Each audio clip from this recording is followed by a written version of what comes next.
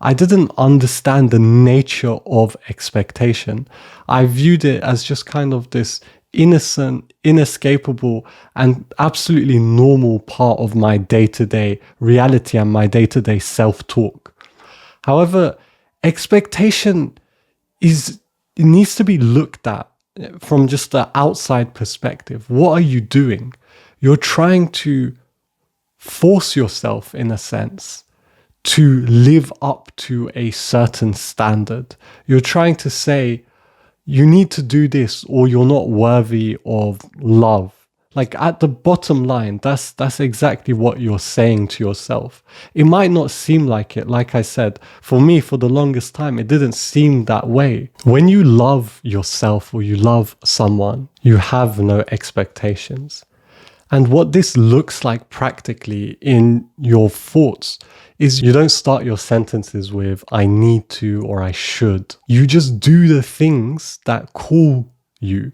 And what calls you is going to be being consistent, is going to be following routines, but they're not going to be coming from expectations. Instead, they're going to be coming from self-love.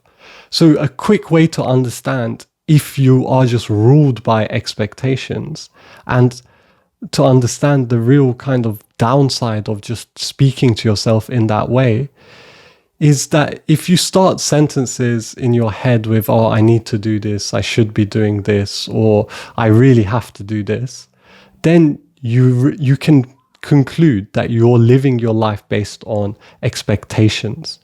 And this isn't loving. This isn't sustainable. And this is it's a very contracted energy. If you just dig deeper into it, really contemplate that nature of the expectation, you'll realize, no, it's just coming from fear. And when you do it from love, you don't think, oh, I need to do this, I should do this. You just say, I want to do this. And you might worry now that that's going to make you complacent, or you're never going to get things done if you don't have that critical voice in your head expecting you to do things. Like, that's what we're actually scared of.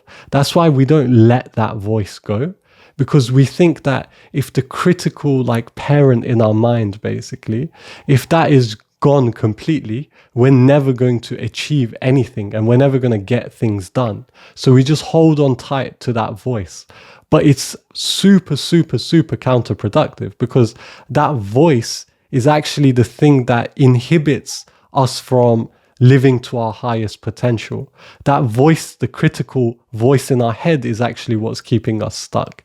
And it's kind of disguised as this productivity engine, or this thing that's stopping us from just being lazy and sitting around all day doing nothing. We think that voice is what helps us achieve our goals. And for some people, it helps you achieve a goal, but it's usually never the goal that you actually want to achieve, because it's not coming from a place of, you're not drawn towards it. You only need that critical voice inside your head because you are reluctant to do it. You are almost holding yourself hostage to the goal, and you're just showing up every single day with that voice in your head saying, like, you need to do this, you need to do this, or I'm going to make you feel shame, I'm going to make you feel guilt. So you're holding yourself hostage with expectations so that you can achieve that goal.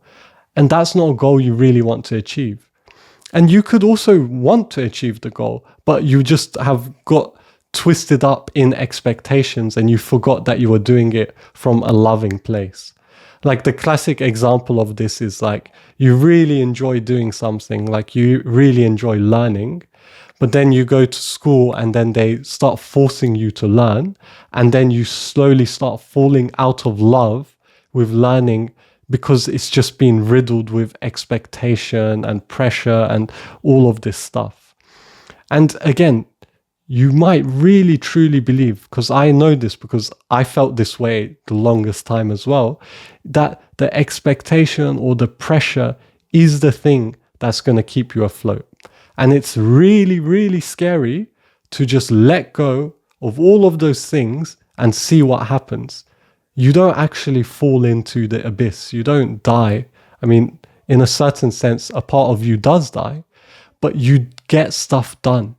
You have to trust yourself to get stuff done without judging yourself, without expecting stuff from yourself. And I promise you, you will get stuff done. You will achieve the things you want to achieve. This is you stepping out of your own way.